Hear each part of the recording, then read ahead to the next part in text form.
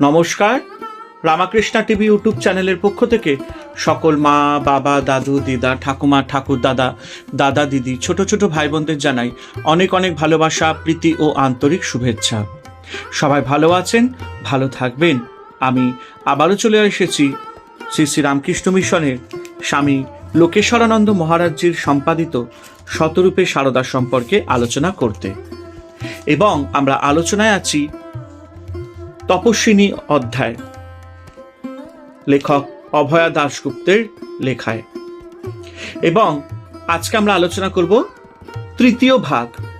এবং যারা যারা আমার শতরূপে সারদা সম্পর্কিত আলোচনার ভিডিওগুলি দেখা মিস করেছেন, অবশ্যই রামাকৃষ্ণা টিভি ইউটিউব চ্যানেলের প্লে লিস্ট শতরূপে সারদাতে যাবেন এবং সেখানে গিয়ে আপনারা আগের ভিডিও বা এপিসোডগুলো দেখে নিতে পারবেন। তো চলুন আজকের আলোচনা শুরু করা যাক। রামকৃষ্ণকে সারদা দেখেছেন সুস্থ, স্বাভাবিক, আনন্দময়, প্রেমময়, কিন্তু তার কানে ভেসে আসে নানা কথা।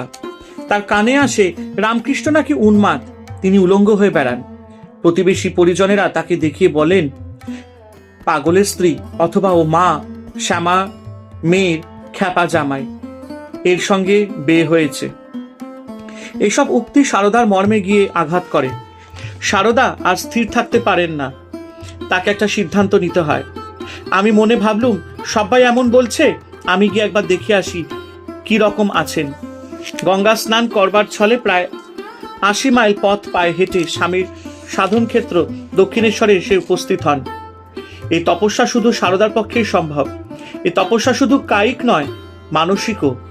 কি অবস্থায় দেখব প্রাণদেবতাকে, এই চিন্তা সারদাকে দহন করছে। তাই ছুটে এসেছেন দক্ষিণেশ্বরে। শান্ত, সংযত, আত্মসমাহিতা তপস্বিনী সারদার প্রাণ তখন আশা নিরাশার দোলায় দোদুল্যমান। প্রাণের মধ্যে শঙ্কা, অজানা ভয়, কিন্তু সব দূরীভূত হলো শ্রীরামকৃষ্ণের প্রথম সম্ভাষণে। শ্রীরামকৃষ্ণই জানতেন কি মর্যাদা সারদা দেবী প্রাপ্য। সেই মর্যাদা দিয়েই রামকৃষ্ণ তাকে গ্রহণ করলেন।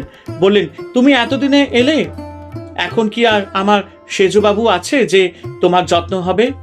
মুহূর্ত মধ্যে সারদার হৃদয় শান্ত। তার স্বামী সম্পূর্ণ প্রকৃতিস্থ। সেই আনন্দময় প্রেমময় পুরুষই আছেন। তার হৃদয়ের মাধুর্য তেমনই অন্তহীন। সারদার আর কিছু দরকার নেই। বছরের পর বছর পিত্রালয়ের লোকের কত কথা, কত অপবাদ তাকে শুনতে হয়েছে। সারদা দেখলেন সেসব মিথ্যা। পরম প্রতীক্ষার পরেই তো আসে শুভলগ্ন। সেই শুভলগ্ন উপস্থিত সারদার জীবনে। অবিশ্বাস্য কিন্তু তবু সত্য। সাধক শ্রেষ্ঠ রামকৃষ্ণ সারদাকে পরম সমাদরে তার ঘরে স্থান দিলেন। সারদার আর কোনো প্রার্থনা নেই। বহু পথ অতিক্রমের পর তীর্থযাত্রীর যাত্রা শেষ। বহু আকাঙ্ক্ষিত হৃদয়ের ধনকে পেলেন, যিনি নরোত্তম, যার সেবার মধ্য দিয়ে ঈশ্বরের আরাধনা জীবনের একমাত্র লক্ষ্য সারদার। এখন থেকে সারদার প্রতি পদক্ষেপ সেই লক্ষ্য অভিমুখী। সারদার তপস্যার আর এক অধ্যায় শুরু। দক্ষিণেশ্বরে সারদার তপস্যা আরো কঠোর, আরো মহিমামণ্ডিত। এখানেই তার ত্যাগ ও সেবার পূর্ণ পরিণতি। সকলের অলক্ষ্যে নীরবে নিভৃতি তার 14 বছরের কঠোর তপস্যার কাহিনী স্বল্প জ্ঞাত, প্রায় অলিখিত। সারদা লোক কল্যাণ রূপ জীবনব্রত নিয়ে এসেছিলেন বলেই এই সময়কার অগ্নি পরীক্ষায় জয়ী হতে পেরেছিলেন। অগ্নি পরীক্ষা বললেও যথেষ্ট বলা হয় না।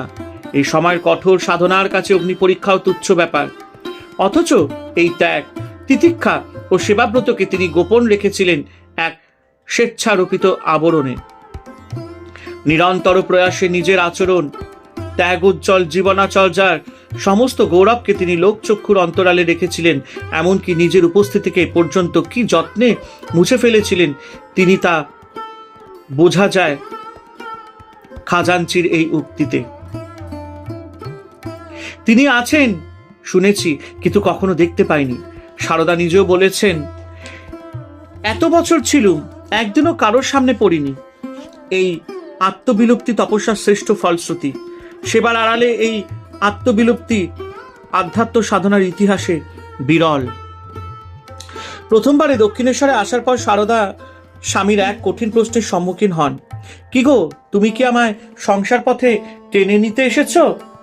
লক্ষ্যে স্থিত সরলা পল্লী বা মাফ করবেন, লক্ষ্যে স্থিত সরলা পল্লীবালার সব প্রতিভ উত্তর, না, আমি তোমাকে সংসার পথে কেন টানতে যাব, তোমার ইষ্টপথেই সাহায্য করতে এসেছি।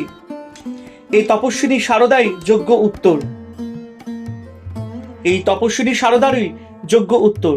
18 বছর বয়সের সরলা পল্লীবালার এই উত্তরে শ্রীরামকৃষ্ণ শুধু সন্তুষ্ট হলেন না, হলেন পরম নিশ্চিন্ত। এই উত্তর ইতিহাসে এক অসাধারণ ঘটনা। শ্রীরামকৃষ্ণের সঙ্গে একই ঘরে একই শয্যায় শারদার 8 মাস কাটে।